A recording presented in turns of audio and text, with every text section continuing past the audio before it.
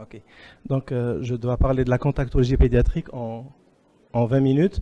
Je vais le faire en 15 minutes et ensuite on aura des questions pendant 5 minutes. Et si vous ne posez pas de questions, j'ai préparé des questions.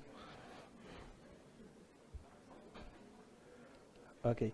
Donc, je travaille à Ibn Haytham Center, qui est un cabinet médical de groupe à Alger. D'accord. Je représente la société Menilens qui importe et distribue de lentilles de contact de spécialité à Alger. On va suivre ce plan. D'abord, introduction, les principes et particularités de l'adaptation, les indications, la surface oculaire chez l'enfant, les indications, et on va choisir juste 3 indications: la phakie unilatérale, la myopie évolutive et les maladies sévères de la surface oculaire de l'enfant. Donc, des indications purement médicales. On parlera des complications et une conclusion et des cuisses, comme je vous l'ai annoncé tout à l'heure. Ok, donc le thème est simple. Lentille de contact, enfant, lentille de contact, ça peut être une lentille de contact souple, une lentille de contact rigide cornéenne, une lentille de contact hybride avec un centre souple et un centre rigide et une périphérie souple, ou une lentille sclérale. Ça, c'est la première partie, contactologie. Pédiatrique, enfant. Définition d'un enfant, c'est un être humain qui a moins de 16 ans. De 0 à 1 mois, il est nouveau-né. De 1 mois à 2 ans, il est nourrisson. À partir de 12 ans, à partir de 12 mois, de 2 ans à 6 ans, il est petit enfant. Au-delà de 6 ans, grand enfant. Et après la puberté, il est adolescent. Les principes d'adaptation. Donc, comme chez l'adulte, on a besoin d'un examen ophtalmologique, mais parfois, les instruments diffèrent parce qu'on est en face d'un nouveau-né ou d'un nourrisson. Et donc, c'est bien d'avoir une lampe à fente portative et un autokérato-réfractomètre portatif. Comme ça, on peut examiner l'enfant, non pas à la lampe à fente, et on examine l'enfant alors qu'il est tout le temps tenu au-dessus de son père ou de sa mère. La cycloplégie est obligatoire et ne pas hésiter à demander une anesthésie générale. Donc, si l'enfant ne se laisse pas examiner, on peut essayer de le convaincre à se laisser examiner. On peut se battre avec lui, on peut l'immobiliser, il va pleurer. Il faut expliquer aux parents que c'est normal. Si tout ça ne marche pas, on est obligé de l'endormir. Donc, au bloc, faire un examen juste pour une réfraction, parfois juste pour des lunettes, on est obligé d'endormir un bébé qui a un strabisme, par exemple. Et donc, des exercices simples avec une lumière bleue, et on peut apprécier facilement l'image fluorocénique. Pas la peine de mettre l'enfant à la lampe à fente en position bébé avion.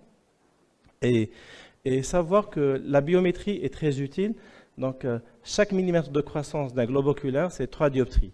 Donc, si on a une réfraction initiale et on le voit l'enfant après, son globe croît, c'est normal, sous l'influence de l'augmentation de croissance. Donc, si juste avec une biométrie ultrasonore ou biométrie optique, si on a 1 mm de croissance, donc il faut savoir que cet enfant, son œil s'est myopisé, entre parenthèses, de 3 dioptries. Donc ça nous permet de faire parfois une réfraction théorique à partir d'une longueur axiale. Ok, la surface oculaire chez l'enfant. Donc on va mettre cet instrument, qui est cet outil, qui est la lentille de contact, sur une surface oculaire. Donc on a très peu d'études sur la surface oculaire de l'enfant. Il faut savoir que le nouveau-né, il a peu de larmes, mais surtout qu'il a des larmes d'excellente qualité avec un bref cap time qui peut aller jusqu'à 30 secondes. Donc le nouveau-né, les premiers jours, il ne larme pas trop, mais par la suite, il a un larmement qui est normal, mais il faut savoir que le peu de larmes qu'il a, c'est des larmes d'excellente qualité avec un break-up time qui dépasse 3 fois la norme de l'enfant. Ça, c'est important. Aussi, que sur le plan microbiome, l'enfant a un microbiome très riche en bactéries et par rapport à l'adulte. Et qu'en mettant une lentille de contact, comme chez l'adulte, on va faire proliférer encore plus les germes pathogènes. Donc, il faut avoir cette notion à l'esprit, c'est que l'enfant, il a des larmes d'excellente qualité, et surtout le nouveau-né, que son microbiome, il est riche, beaucoup plus riche que l'adulte, et qu'en mettant une lentille de contact, comme chez l'adulte, on va déséquilibrer ce microbiome en faveur des pathogènes. Les indications. Ok. Donc, ça va être choquant de prescrire une lentille de contact chez un enfant, mais il faut savoir qu'il y a des indications quasi obligatoires, des indications médicales. Donc on laisse à côté les indications esthétiques, psychologiques et lors du sport, mais on va s'intéresser uniquement à l'indication médicale, où la lentille de contact représente un réel traitement pour cet enfant, à savoir l'aphakie unilatérale. On va s'attarder un peu sur cette condition, l'aphakie unilatérale, l'anisométropie bien sûr, la myopie évolutive, juste quelques slides, le kératocone, oui, il faut savoir qu'on est un pays d'endémie de kératocone et chaque semaine on reçoit au moins un enfant, de moins de 16 ans, avec un kératocone. Et on va parler aussi des cas exceptionnels, les maladies rares de la surface oculaire, les maladies sévères de la surface oculaire, où la solution contactologique est vraiment salvatoire. Quand on prescrit une lentille de contact à un enfant, eh ben, on devient responsable. Le médecin, il est responsable de cette prescription. Et donc, son rôle est primordial. Donc, d'abord, le médecin, donc, poser la bonne indication, choisir la bonne lentille, la bonne géométrie, le bon matériau, expliquer comment utiliser. En second rôle viennent les parents. Bien sûr, ils doivent être d'un niveau socio-culturel pour accepter et savoir bien utiliser ce matériel dans l'œil de leur enfant. Et en dernier, l'enfant qui doit coopérer pour accepter de ouvrir ses yeux chaque soir pour mettre la lentille de contact. J'insiste sur le rôle du médecin. Donc, on va commencer par le premier cas qui est l'aphakie unilatérale. Donc, une cataracte congénitale unilatérale, on est au bloc, on l'opère et il faut savoir que jusqu'à aujourd'hui, le dilemme reste posé. Implanter ou ne pas implanter. Donc on a l'avantage d'avoir une grande étude multicentrique qui date maintenant de plus de 10 ans, randomisée, qui a comparé l'implantation primaire, donc on opère la cataracte et on met un implant, versus on opère la cataracte, on ne met pas un implant et on met une lentille de contact. On attend la fin de la croissance vers l'âge de 3 ans pour être sûr d'un implant qu'on va mettre, qu'on mettra définitivement au niveau de cet œil et qui va nous assurer l'hémétropisation. Si on implante précocement un enfant de 1 mois, 2 mois, 3 mois, 4 mois, donc il faut toujours sous-corriger parce qu'il faut se dire que cet enfant, son globe oculaire va croître et lorsqu'on va lui mettre un implant, il sera certainement à la sortie du bloc hypermétrope parce qu'on vise une hémétropisation vers l'âge de 3-4 ans. Et donc, on sous-corrige l'enfant. Et c'est ça la question qui se pose. Est-ce qu'on doit implanter tout le monde, tous les enfants avec cataracte, surtout lorsqu'il s'agit d'une cataracte unilatérale, elle est très amblyopigène. Donc, cette étude, en résumé, elle a démontré qu'après après 1 an de suivi et après 5 ans de suivi, le but principal de cette étude, c'est de voir l'acuité visuelle finale. Donc, qu'on implante ou qu'on corrige en lentille de contact, l'acuité visuelle à 1 an et à 5 ans est la même. Entre parenthèses, avec beaucoup plus de complications lorsqu'on implante, beaucoup plus de réopérations. Mais l'objectif de cette étude est bien clair. Si on peut critiquer un peu cette étude, c'est que c'est une étude multicentrique. Donc il y a plusieurs chirurgiens. On a 2 chirurgiens avec nous dans le panel. Moi, je vous donne mon expérience. À chaque fois que l'enfant a un diamètre supérieur, cornéen supérieur à 10 mm, donc il a un bon sac, on fait le maximum pour implanter cet enfant. Si on n'arrive pas à implanter, comme cet enfant sur la photo avec une aphakie bilatérale, vous voyez, il a un verre de plus 18 dioptries, aphakie unilatérale, maintenant il a 2 mois, et il faut savoir qu'il y a un coût, que ce soit lentille de contact ou lunettes, ça coûte relativement cher. Ces verres qui coûtent 50 000 dinars vont de 18 dioptries sont remplacés dans 1 mois, 2 mois, 3 mois, parce qu'avec la croissance, ça change. Et donc il faut suivre cette croissance, que ce soit en équipement en lunettes ou en équipement en lentille de contact. Ok. La deuxième indication, donc on en a parlé ce matin, c'est la myopie évolutive. Et juste un petit mot, c'est qu'il faut suivre la réfraction de ces enfants myopes, bien sûr avec cycloplégie, mais il faut intégrer la biométrie. On a tous des biomètres dans notre cabinet d'ophtalmologie et on n'utilise ce biomètre que pour le calcul d'implant pour la cataracte, alors que le suivi de la longueur axiale des enfants est primordial. C'est vrai qu'on peut utiliser des machines nouvelles qui permettent même de nous dessiner des courbes pour voir la croissance. Il faut savoir qu'on doit faire le maximum pour que la longueur axiale de cet enfant ne dépasse pas 26 mm parce qu'il y a réellement une différence significative concernant les pathologies en rapport avec la myopie qui induisent une cécité lorsque la longueur axiale dépasse les 26 mm. Et toujours se rappeler que 1 mm de croissance du globe oculaire, c'est 3 dioptries de myopie. Donc, comme moyen, on a l'orthokératologie et deux mots pour l'orthokératologie à viser de stabiliser la myopie. Deux choses. Il faut que ce cercle rouge que vous voyez soit assez important. Il faut qu'il y ait plus de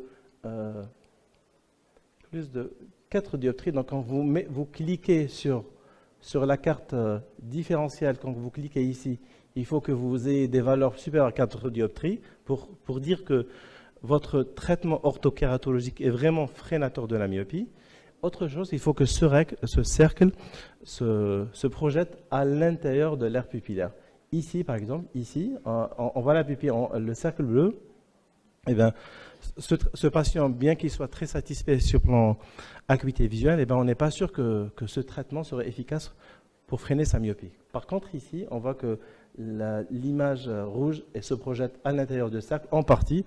En tout cas, ce patient, on est plus sûr que sa myopie sera freinée par rapport à ce patient. Donc, deux choses. Il faut que l'addition périphérique myopique soit supérieure à 4 dioptries, au moins.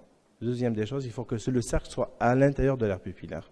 Il faut induire une aberration sphérique à l'intérieur de l'aire pupillaire pour freiner la myopie.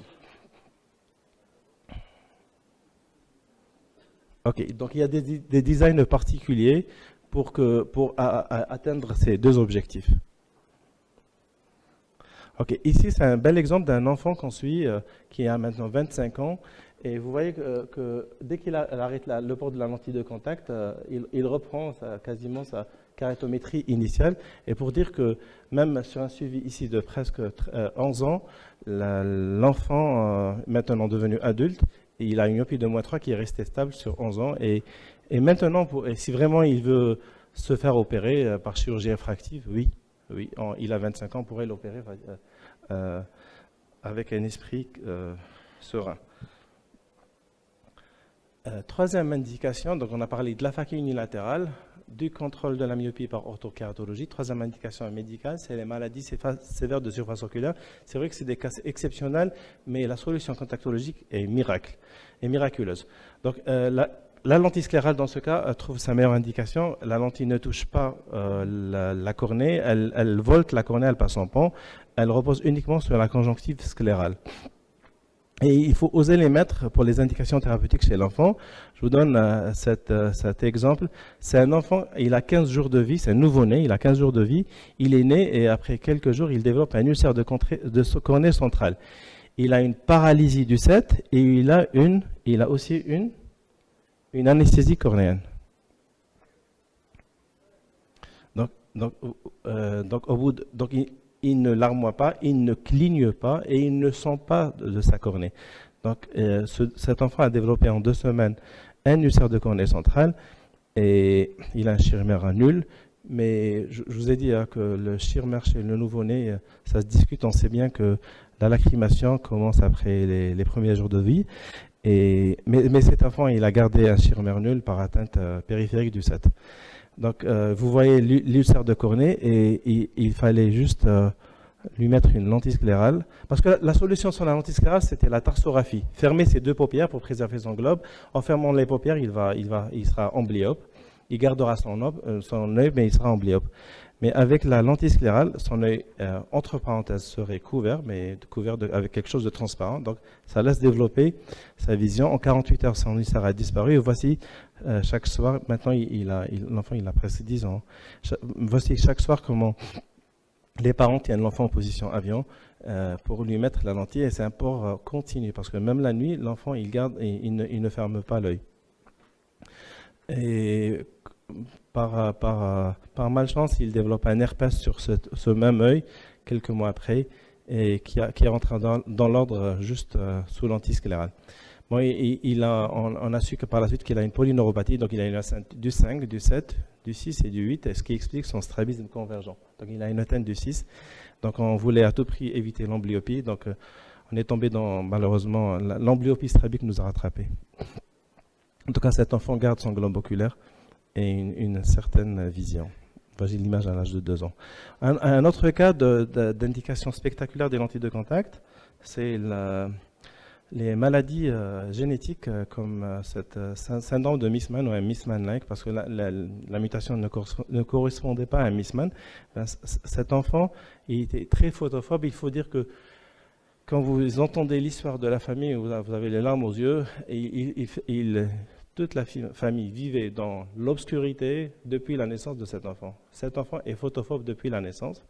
Et donc, il fallait tout le temps que la chambre où se trouvait l'enfant soit en obscurité. Et vous voyez le sourire lorsqu'on lui place une lentille sclérale, il n'est plus photophobe. Bon. Les complications de la contactologie pédiatrique, c'est comme chez l'adulte, peut-être on a plus de pertes de lentilles de contact. Bon, ce n'est pas une véritable complication.